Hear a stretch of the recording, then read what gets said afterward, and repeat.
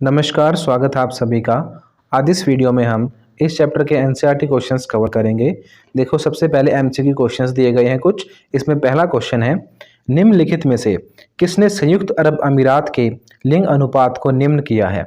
मैंने आपको बताया था ना कि संयुक्त अरब अमीरात का सेक्स रेशियो जो है वो सबसे कम है, यानी वहाँ पे जो फीमेल है वो बहुत कम है। तो इसके चार ऑप्शन हैं। देखो, इसमें पहला पॉइंट है पुरुष कार्यशील जनसंख्या का चयनित प्रवास, यानी कि यहाँ पे बहुत सारे पुरुष आ गए हैं बाहर से।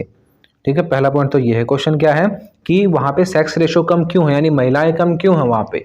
तो पहला पॉइंट इन्होंने बताया कि बाहर से आदमी ज्यादा आ गए, इसीलिए महिलाओं की संख्या कम हो गई। दूसरा पॉइंट, पुरुषों की उच्च जन्म दर, यहाँ पे पुरुष पैदा ही ज्यादा होते हैं। दूसरा पॉइंट ये कह रहे हैं, ऐसा नहीं है ना कि इतने सारे आदमी थोड़ी पैदा हो जाएंगे कि इतना ज्यादा सेक्स रेशो में अंतर आ जाए। ठीक है, ऐसा थोड़ी हो सकता है। लड़के लड़कियां लगभग बराबर ही रेशो में पैदा होती हैं, तो इतना ज़्यादा अंतर नहीं आता बर्थ रेट से। ठीक है, केवल लड़के पैदा नहीं होते, ऐसा नहीं है यहाँ पे। अब देखो तीसरा, स्त्रियों की निम्न जन्म दर, क्या ऐसा है कि वहाँ पे लड़कियां कम पैदा होती हैं? भाई हो सकता है, देखते हैं क्यों हो कम वहाँ पे। अगला है स्त्रियों का उच्च उत्प्रवास। उत्प्रवास का मतलब है इस एरिया को छोड़ के चले जाना। तो इसका पहला पॉइंट था कि दूसरे आदमी यहाँ पे बस गए यहाँ के। उसके बाद था कि पुरुष ज्यादा पैदा होते हैं। तीसरा था महिलाएं कम पैदा होती हैं। और फोर्थ है महिलाएं छोड़कर चली गई हैं। तो इसका रीजन यही है मेन, कि महिलाएं यहाँ से इस एरिया को छोड़ के चली गई हैं। तो यहाँ की जो महिलाएं हैं वो इस एरिया को छोड़ के चली गई हैं और दूसरे देशों में वो रहना पसंद करती हैं। तो इसीलिए वहाँ पे सेक्स रेशो कम हो गया है। यूनाइटेड अरब इमारेट्स की जो फीमेल हैं वो अपने एरिया को छोड़ के चली गई हैं। अब देखो दूसरा क्वेश्चन, निम्नलिखित में से कौन सी संख्या जनसंख्या के कार्यशील आयु वर्ग का प्रतिनिधित्व करती है। मैंने आपको 3 एज ग्रुप बताए थे। एक तो वो जो कि बच्चे होते हैं 15 साल से कम वाले, उसके बाद वो जो कि काम करते हैं 15 साल के बाद वाले, और तीसरे वो जो कि रिटायर हो जाते हैं, यानी कि दोबारा से उसी फेज में आ जाते हैं जिस फेज में बच्चे होते हैं। तो काम करने वाले लोग तो होते हैं 15 से 60 के बीच में। ठीक है, उसे बोलते हैं कार्यशील जनसंख्या। और पहले बच्चे होते हैं जो 15 साल से नीचे वाले, वो होते हैं आश्रित जनसंख्या। और जो 60 से ऊपर के बूढ़े होते हैं वो भी होते हैं आश्रित, यानी कि डिपेंडेंट पॉपुलेशन। 3 हिस्से कर सकते हैं हम पॉपुलेशन के। आश्रित 0 से 15 साल के बच्चे, उसके बाद कार्यशील 15 से लेकर 59 ईयर्स तक, यानी 60 साल तक के आदमी। उसके बाद दोबारा से आश्रित, यानी कि 59 या 60 से ऊपर के जो भी बुजुर्ग लोग हैं वो सारे आश्रित में आएंगे। हमसे यहाँ से कार्यशील पूछा है तो इसका आंसर होगा 15 से 59 ईयर्स से, लिखा हुआ है यहाँ पे। अब देख लो नेक्स्ट क्वेश्चन, निम्नलिखित में से किस देश का लिंग अनुपात विश्व में सर्वाधिक है, यानी वहां पे फीमेल ज्यादा है। ऐसा कौन सा देश है भाई? मैंने आपको सारी चीजें पढ़ाई हैं। अगर किसी बच्चे ने चैप्टर वाले वीडियोस नहीं देखी हैं तो उन वीडियोस को जरूर देखें। अगर आपने वो वीडियोस देख ली ना, फिर आपको इन सभी के आंसर आते होंगे। तो पहले चैप्टर वाले वीडियोस देखो, फिर क्वेश्चन आंसर्स पे आना। तो इसका आंसर होगा लैटविया। बिल्कुल डायरेक्ट हमने पढ़ा था कि दुनिया में सबसे ज्यादा सेक्स रेशो है लैटविया में, यानी कि यहाँ पे फीमेल का नंबर जो है वो ज्यादा है। और सबसे कम कहाँ पे था, जो इसी क्वेश्चन में थर्ड पॉइंट है, संयुक्त अरब अमीरात, यहाँ पे सबसे कम है। Like share and subscribe. मुझे पता है ये लाइन सुन सुनकर आप लोग बोर हो चुके हो और मैं भी कह कहकर पक चुका हूं, लेकिन आपके एक लाइक शेयर और सब्सक्राइब से आपको पता है कितने लोगों की रोजी रोटी चलती है। यहाँ पर कैमरामैन है, एडिटर्स और मैं हूं। तो प्लीज यार कर दो, 1 मिनट के लिए वीडियो को पॉज करें और लाइक शेयर कमेंट जरूर करें। ये मत सोचना कि कोई और करेगा, वो भी ये सोचते हो निकल जाते हैं। तो प्लीज अभी कर दीजिए, कर दो प्लीज। अब ये देखो, हमारा नेक्स्ट क्वेश्चन है, जनसंख्या संगठन से आप क्या समझते हैं। देखो, ये संगठन नहीं है, ये संगठन है। घ से घर वाला घ है ये। इसका मतलब होता है कंपोजिशन, यानी कि जो हमारी जनसंख्या है वो किन किन चीज़ों से मिलके बनी है, यानी क्या क्या फीचर्स हैं हमारी जनसंख्या के, किस किस बेस पर हम उसे बांट सकते हैं। जैसे कि अमीर गरीब के बेस पे बांट सकते हैं, ठीक है, अनपढ़ और पढ़े लिखे के बेस पे बांट सकते हैं, खेती करने वाले लोग, नौकरी करने वाले लोग। ये बहुत सारे बेसिस हैं जिनके आधार पर हम जनसंख्या को बांट सकते हैं। तो इसी को बोलते हैं जनसंख्या संगठन। जनसंख्या संगठन से अभिप्राय है कि जनांकीय विशेषताओं का अध्ययन करना। वही बात आ गई ना, जनांकीय विशेषता का मतलब यही है कि जो जनता है, जो लोग हैं, उनके अलग अलग काम, उनका अलग अलग फीचर्स, उनके बारे में पढ़ना। इनमें लिंग अनुपात यानी कि सेक्स रेशो, कितने मेल हैं कितने फीमेल है, इस आधार पर भी हम देख सकते हैं। साक्षरता यानी कि एजुकेशन के बेस पे भी हम देख सकते हैं कि कितने पढ़े लिखे लोग हैं कितने अनपढ़ लोग हैं। जीवन प्रत्याशा यानी कि लाइफस्टाइल, कितने लोग अच्छे से जीवन जी पाते हैं अपना, उस बेस पर भी हम देख सकते हैं। व्यवसाय यानी कि काम धंधे के हैं लोगों के, कोई नौकरी करता है, कोई खेती करता है, कोई कुछ और काम करता है, इस बेस पर भी हम जनसंख्या को बांट सकते हैं। ठीक है, इन सभी चीज़ों का अध्ययन किया जाता है, ये लिखा हुआ है। इन तत्वों के आधार पर लोगों की पहचान की जाती है। ठीक है, इन सभी तत्वों के आधार पर लोगों को पहचाना जाता है कि भाई इतने % लोग ये काम करते हैं, इतने % लोग ऐसे हैं, इतने वैसे हैं। तो इसी को बोलते हैं जनसंख्या संगठन। नेक्स्ट क्वेश्चन है, आयु संरचना का क्या महत्व है? आयु संरचना का मतलब है एज ग्रुप। अभी जो मैंने आपको बताया था कि जनसंख्या को हम 3 टाइप से बांट सकते हैं। आश्रित यानी कि 0 से 15 साल के बच्चे, उसके बाद कार्यशील यानी कि जो काम करती है, वर्किंग पॉपुलेशन 15 से 60 साल के आदमी, और उसके बाद दोबारा से आश्रित जो कि डिपेंड हो जाते हैं फिर से रिटायरमेंट के बाद।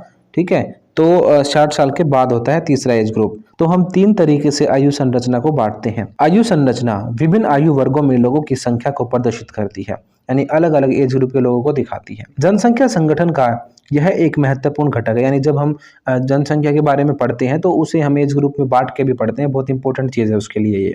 इससे किसी प्रदेश की श्रम शक्ति का ज्ञान होता है। आयु संरचना को पढ़ेंगे तो हमें पता चलता है कि कितने लोग काम करने वाले हैं। श्रम शक्ति का मतलब है काम करने वाले लोग, तो कितने लोग इस एरिया में काम करने वाले हैं, कितने नहीं हैं, इस चीज़ का हमें पता चलता है। इससे रोजगार की स्थिति तथा आश्रित जनसंख्या का पता चलता है। ठीक है, यानी कितने लोग यहाँ पे डिपेंडेंट है और कितने रोजगार में लगे हुए हैं, इस बात का भी पता चलता है हमें। इससे भविष्य में जनसंख्या वृद्धि का अनुमान होता है। अगर हमें पता है कि यहाँ पे इतने कमाने वाले लोग हैं, इतने आश्रित लोग हैं, हम फ्यूचर में जो है जनसंख्या के बारे में बहुत सारी चीज़ें पता कर सकते हैं। अब देख लो अगला क्वेश्चन, लिंग अनुपात कैसे मापा जाता है? ये सारे इंपॉर्टेंट क्वेश्चन आपके एनसीईआरटी क्वेश्चन तो बहुत इंपॉर्टेंट है आपके लिए, इन्हीं में से क्वेश्चन बनते हैं हर बार। ठीक है, बहुत बार आपके एग्जाम्स में क्वेश्चन पूछे गए हैं, तो एनसीईआरटी क्वेश्चंस तो मोस्ट इंपॉर्टेंट है, तो इनको अच्छे से आप समझ लेना। लिंग अनुपात कैसे मापा जाता है? आपको उसका सिंपल सा फॉर्मूला पता होना चाहिए। बिल्कुल सिंपल सा फॉर्मूला है इसका। क्या करना है, जितने भी महिलाएं हैं उनको ऊपर लिख दो, जितने भी पुरुष हैं उनको नीचे लिख दो, इनटू में 1000 कर दो, हो गया आंसर आपका। टोटल नंबर ऑफ मेल नीचे लिखना है हमें, और टोटल नंबर ऑफ फीमेल ऊपर लिखना है हमें। ठीक है, इन दोनों को डिवाइड करके इनटू में 1000 कर देना है, आपका एरिया का सेक्स रेशियो निकलाएगा। तो देखो, लिंग अनुपात किसी देश की जनसंख्या में स्त्रियों और पुरुषों की संख्या के बीच अनुपात है, यानी कि कितने मेल हैं कितने फीमेल हैं, इस चीज़ के बीच में रेशो है। इसकी गणना निम्न सूत्र द्वारा की जाती है। सूत्र मतलब फॉर्मूला, तो ये फॉर्मूला दिया गया है इसका। ठीक है, वही है फॉर्मूला, स्त्रियों की संख्या बटे में पुरुषों की संख्या इनटू में 1000। ये बात आप ध्यान रखना बस। ठीक है, अब 1000 ध्यान रखना, कभी 100 मत लिख देना। 100 पे काउंट नहीं होता, ये 1000 पे काउंट होता है। जैसे कि 1000 पुरुषों पे कितनी महिलाएं, 900 महिलाएं, ऐसे करके सेक्स रेशियो निकाला जाता है। ठीक है, तो इसे 100 पे मत कर देना, इनटू बस 1000 याद रखना। ठीक है, total number of female upon में total number of male into में 1000। नेक्स्ट क्वेश्चन है, जनसंख्या के ग्रामीण और नगरीय संगठन का वर्णन कीजिए। यानी कि गांव में रहने वाले लोग ग्रामीण जनसंख्या और शहर में रहने वाले लोग नगरीय जनसंख्या, इन दोनों के बारे में हमें बताना है, इनका कंपैरिजन करना है। दोनों वर्ग एक दूसरे से कई पक्ष से भिन्न हैं। पहला जीवन शैली, दूसरा आजीविका, तीसरा सामाजिक दशाएं, चौथा जनसंख्या घनत्व, फिफ्थ है विकास स्तर। ये सारी चीज़ें जो हैं डिफरेंट हैं एक गांव के लोगों में और शहर के लोगों में। जीवन शैली का मतलब है लाइफस्टाइल, कैसा वो जीवन जीते हैं। दूसरा आजीविका, यानी उनका जो काम धंधे हैं जिनसे उनका घर बार चलता है। गांव के लोग तो खेती करते हैं, शहर के लोग अधिकतर नौकरियां करते हैं, तो उनकी आजीविका भी अलग अलग है। सामाजिक दशाएं, यानी उनकी सोसाइटी जो है वो भी अलग अलग है। गांव में आप देखते हो किसी एक घर में शादी होती है तो सारे गांव के लोग आते हैं वहाँ पे, बिल्कुल भाईचारे के साथ रहते हैं, पर शहरों में ऐसा नहीं होता। शहर की सोसाइटी अलग टाइप की होती है। जनसंख्या घनत्व यानी डेंसिटी, शहरों में जनसंख्या घनत्व ज़्यादा होता है और गाँवों में कम होता है। विकास का स्तर, यानी कि जो डेवलपमेंट हुई है वहाँ पे, उस चीज़ का लेवल भी अलग अलग होता है। गाँव में थोड़ा कम डेवलप एरिया होता है और शहर जो है वो ज़्यादा डेवलप होते हैं।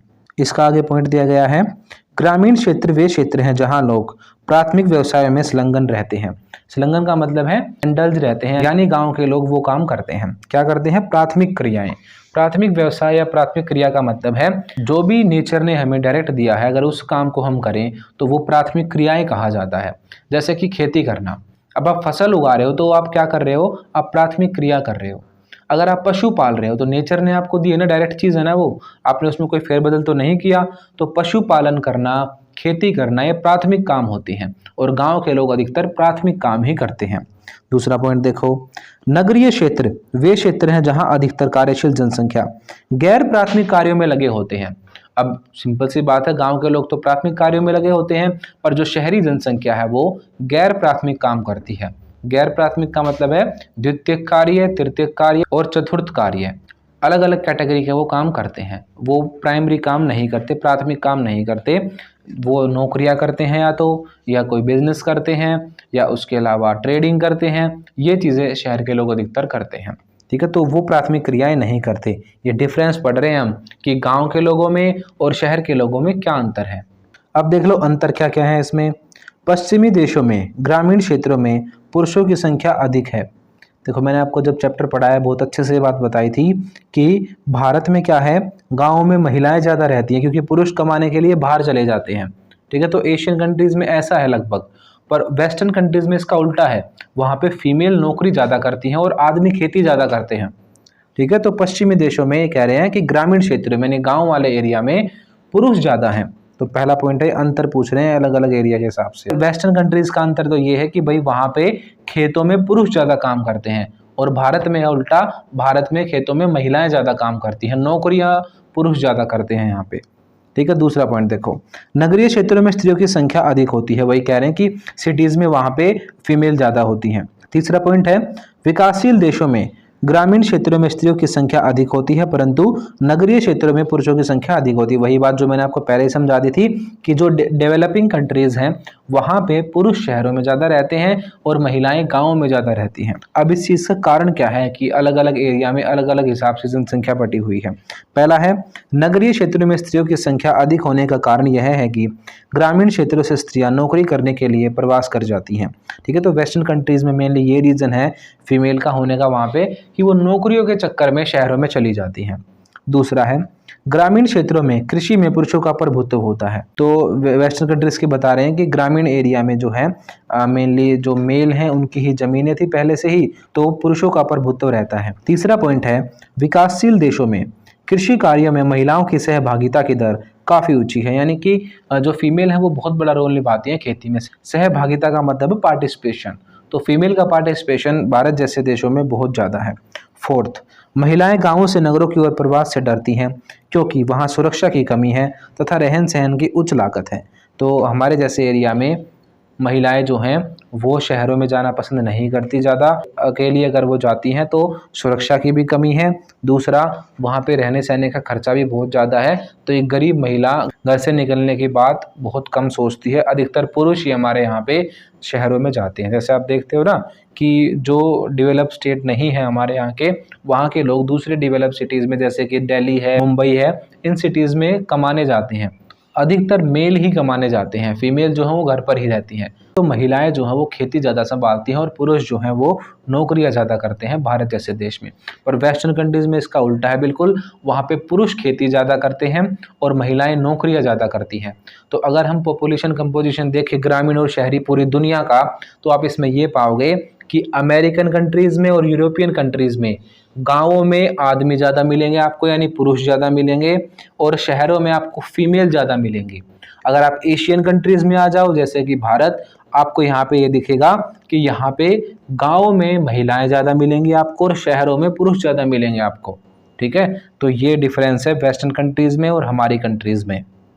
अब देखो नेक्स्ट क्वेश्चन, विश्व के विभिन्न भागों में आयु लिंग में असंतुलन के लिए उत्तरदायी कारकों तथा व्यावसायिक संरचना की विवेचना कीजिए।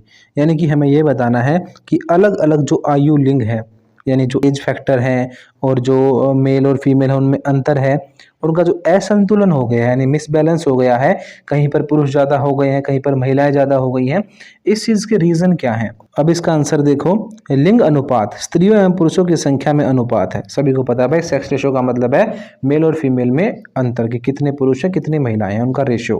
विकासशील देशों तथा विकसित देशों में लिंग संरचना में काफ़ी अंतर मिलते हैं। डेवलपिंग कंट्रीज़ में यानी कि भारत जैसे देशों में जो पूरे तरीके से डेवलप नहीं हुए हैं उन देशों में, और विकसित देशों में जैसे कि यूरोपियन कंट्रीज़ हैं और अमेरिकन कंट्रीज़ हैं, वो कंट्रीज़ डेवलप हैं। वेस्टर्न कंट्रीज़ में महिला और पुरुष इनमें कोई भेदभाव नहीं है, सब बराबर हैं, ठीक है। और भारत जैसे देशों में आप देखते हो कि यहाँ पे बहुत सारे ऐसे काम हैं जो कि महिलाओं को करने नहीं दिए जाते। अगर आप दिल्ली जैसे एरिया में रहते हो तो आपको लगेगा कि ऐसा तो नहीं है, यहाँ पे तो हर चीज़ की आज़ादी है महिलाओं को। पर कितने गांव हैं भारत में, ठीक है, तो गांव वाला एरिया, पिछड़ा एरिया, वहाँ पे आज भी महिलाओं की सिचुएशन वैसी ही है जैसे पहले कभी हुआ करती थी। पुरुषों का दबदबा आज भी रहता है इंडियन सोसाइटी पे। तो वेस्टर्न कंट्रीज़ में और डेवलपिंग कंट्रीज़ में बहुत ज़्यादा अंतर है। दूसरा पॉइंट, लिंग अनुपात प्रतिकूल है। जहाँ स्त्री भ्रूण हत्या तथा स्त्री शिशु हत्या तथा स्त्रियों के प्रति घरेलू हिंसा प्रचलित है, ठीक है, वहाँ पे लिंग अनुपात प्रतिकूल है। लिंग अनुपात का मतलब सेक्स रेशो, मेल और फीमेल का रेशो। तो ये कह रहे हैं उस एरिया में प्रतिकूल है। प्रतिकूल का मतलब होता है उल्टा, यानी खराब होना। प्रतिकूल है यानी कि वहाँ पे महिलाएं कम हैं। किस एरिया में? जहाँ पे भ्रूण हत्या होती है, यानी पेट में ही बच्चों को मार दिया जाता है। जहाँ पे स्त्री शिशु हत्या होती है, यानी कि छोटी बच्चियों को मार दिया जाता है। और घरेलू हिंसा होती है, यानी जहाँ पे महिलाओं की सिचुएशन खराब है, घरेलू हिंसा होती है, ये सारी चीज़ें होती हैं, भ्रूण हत्या होती है। उस एरिया में जो है हमें ये चीज़ देखने को मिलती है कि जो सेक्स रेशो है वो बहुत डाउन चला गया है, यानी कि वहाँ पे महिलाओं की संख्या बहुत कम हो गई है। अब देखो थर्ड पॉइंट, कई प्रदेशों में स्त्रियों का सामाजिक आर्थिक स्तर निम्न है। यानी बहुत सारे एरिया ऐसे हैं जहाँ पे फीमेल जो है वो बहुत लो लेवल पे हैं, सोशली भी और इकोनॉमिकली भी, पैसे से भी और समाज से भी, ठीक है, उनका लेवल बहुत नीचा है। तो वहाँ पे भी क्या है, आयु लिंग में असंतुलन बन गया है। क्वेश्चन में क्या पढ़ रहे थे हम कि जो सेक्स रेशो है उसमें अंतर कैसे आ गया है, असंतुलन कैसे हो गया है अलग अलग एरिया में। तो ये सारे रीज़न है उसके, घरेलू हिंसा होना, भ्रूण हत्या होना, फीमेल को नीचा समझना, उन्हें सोसाइटी में बराबर का लेवल ना मिलना। तो जहाँ पर ये चीज़ें होंगी उस सोसाइटी में फीमेल जो है वो कम होंगी ही। अब देख लो व्यावसायिक संरचना, ये लोगों के काम कैसे बटे हुए हैं।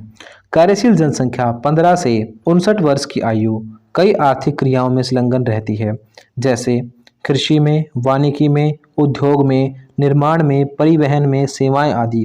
इन व्यवसाय या क्रियाओं को प्राथमिक, द्वितीयक, तृतीयक तथा चतुर्थ क्रियाओं में बांटा जा सकता है। यानी जितने भी हमारे काम होते हैं उनको हम या तो प्राइमरी होते हैं वो, या सेकेंडरी होते हैं, या हमारे तृतीयक होते हैं, ऐसे करके उन्हें बांट रखा है।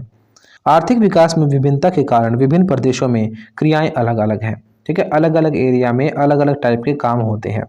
आदिम आर्थिकता में लोग प्राथमिक क्रियाओं में अधिक कार्य करते हैं। यानी जो पुराने हिसाब से लोग रहते हैं, आदिम आर्थिकता का मतलब ये है कि जो पुराने लाइफस्टाइल से जीते हैं वो लोग मेनली प्राइमरी एक्टिविटीज़ में, यानी प्राथमिक क्रियाओं में लगे होते हैं। यानी कि वो या तो खेती करते हैं या पशुपालन करते हैं, ऐसे सारे काम करते हैं जो कि डायरेक्ट नेचर ने उन्हें दिए हैं। जबकि विकसित आर्थिकता में उद्योगों तथा अवसंरचना कार्यों से अधिक लोग संबंधित होते हैं जो द्वितीय तथा तृतीय क्रियाओं में लगे होते हैं। और जो मेनली डेवलप कंट्रीज़ हैं वहाँ पे क्या है, मेनली लोग जो है वो सेकंड टाइप की एक्टिविटी करते हैं या थर्ड टाइप की एक्टिविटी करते हैं।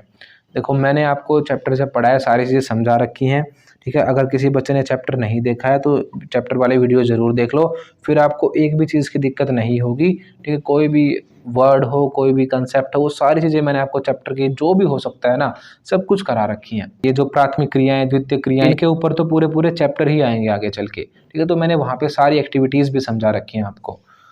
तो अगर किसी बच्चे को अभी थोड़ा बहुत ये लैंग्वेज टफ लग रही हो तो वो सारी वीडियोस को देख लो, उसके बाद आपको ये लैंग्वेज इजी लगने लग जाएगी क्योंकि आपको सारी चीज़ों का मतलब पता होगा।